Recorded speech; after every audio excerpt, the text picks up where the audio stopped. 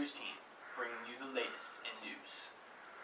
Our first story, we're going to go over to Dakota Whitehurst, who is heading up a forum on slavery in Africa. Take it away, Dakota. Hello, I'm Dakota Whitehurst, host of its African Slave Forum. With me, I have Didier, Bonjour, bonjour. Francois, Bonjour. and Aitor, African slave. So, Matt, what is your opinion on why you think slaves are good? Well, I think slavery is good because it provides a home for the slave. It provides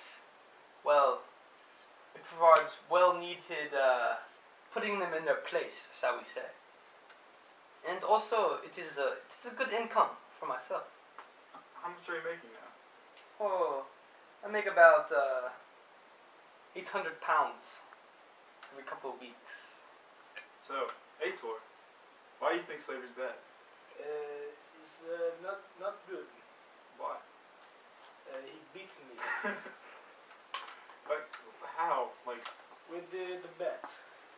is it just terrible? It's good. It's good. That is what I thought. Are you just saying it's good because he'll beat you later, or just... No. Yeah. It's good. So, Didier, when do you go back to Francois? Well, I miss Francois very much. Homesick. But I'd like to say right now that j'ai amour mi mama and papa. Thank you. And Thank you, Dakota. That was very in-depth and educational. And now, I'm getting word that we have a breaking news interview of Suleiman the Magnificent by our very own Vincent Chase. Let's go live to the scene. Good evening. This is Vincent Chase, here with an exclusive Channel 4 News interview with Suleiman the Magnificent. I am Suleiman.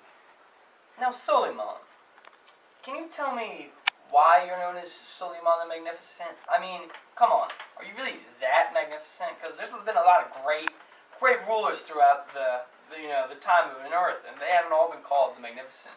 So why are you so special? Well, magnificent is in my name.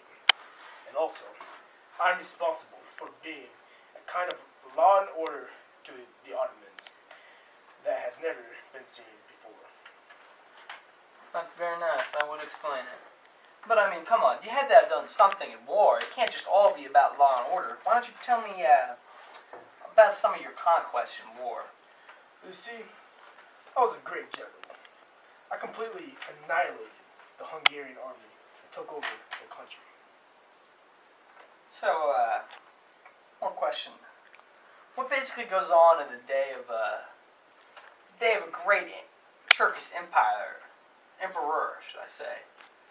Well, Suleiman wake up, Suleiman eat, Suleiman left wait for football, Suleiman read, Suleiman eat again, and Suleiman kill people. Yes. Wow, you truly are a magnificent man, Suleiman. I'd like to just take this moment now to give you a Channel 4 News exclusive. Basically, a thank you for being on our show. A thank you for granting us this exclusive interview. We call this here. This is called a leaders teaching, from one leader to another leader. I very appreciate this. Thank you. Pleasure's all mine. Thank you, Vincent. That was a wonderful interview. Now we have some basic facts about the Ottoman Empire. The Ottoman state began as one of the many small Turkish states that emerged in Asia Minor. Soon, Turks began to absorb the other states. Suleiman the Magnificent began his reign in 1535. One of his major accomplishments was reorganizing the Turkish judicial system. Also, he helped take over Hungary and expand the Ottoman Empire. The Ottomans, well, you could call it a golden age during his reign. Soon after he died, though, the clergy and janissaries gained power and had a corrupt reign. And that's all we have. Now we're going to break to commercial. If you're a slave owner and your slaves start getting out of line and you need the perfect thing to put them in place, well, this Christmas you should get yourself a Louisville baseball slugger. With this thing, all it takes is one huge hit, and your slave will be pretty much done. But hey, if you're feeling just like a little bit of punishment, you just take one to the arm. Or maybe you come around, you throw him one in half of it. You never know. So hey, treat yourself right with a Louisville slugger.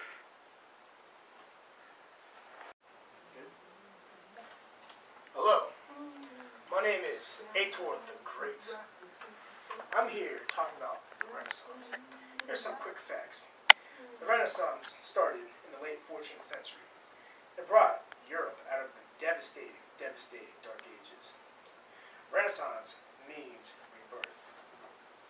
It was the rebirth of art and literature. As you may know, I'm a very, very famous art critic. This right here is the one and only Mona Lisa by Leonardo da Vinci. And as you can see up here, it is the unfinished Sistine Chapel ceiling by the one and only Michelangelo. Over here is the renowned, very famous guitarist Giovanni de Battista. He will play you a original song. I'm going to give you a little taste of something that I've been writing. But before I do so, let me say a couple of words about musicians in the Renaissance time period. We were mostly very poor, but also we were very respected for our musical talent. And this song is called Afternoon Delight. Gonna find my baby, gonna hold her tight. Gonna grab some afternoon delight. My motto's always been when it's right, why wait until the middle of a cold, dark night? Sky rockets in flight. Woo! Afternoon delight. Woo! As we can see here, this is the perfect name. Real man, real skin. Symmetrical, everything. Nice Viking helmet. Right here is the thinking man. Very off balance, but he is thinking.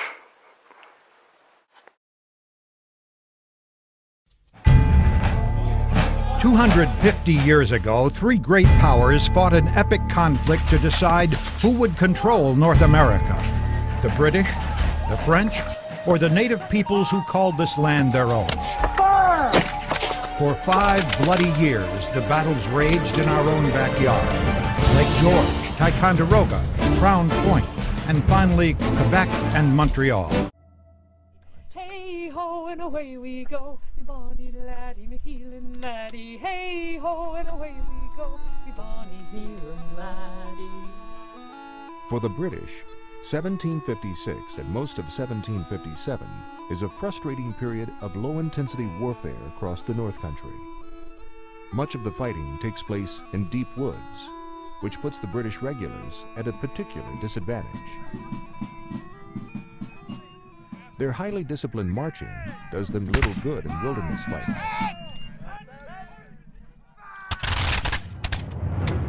Robert Rogers and his Rangers proved to be a different breed of warriors.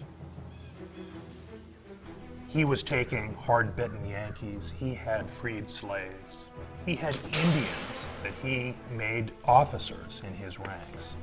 And what became very clear immediately with the British soldiers that were there was how different Rogers' Rangers were from them. Rogers leads his men on daring scouts behind enemy lines, even to the gates of the French forts. His bravado is rapidly making him into a celebrity among the English-speaking colonies, where newspapers are eager to pick up the story.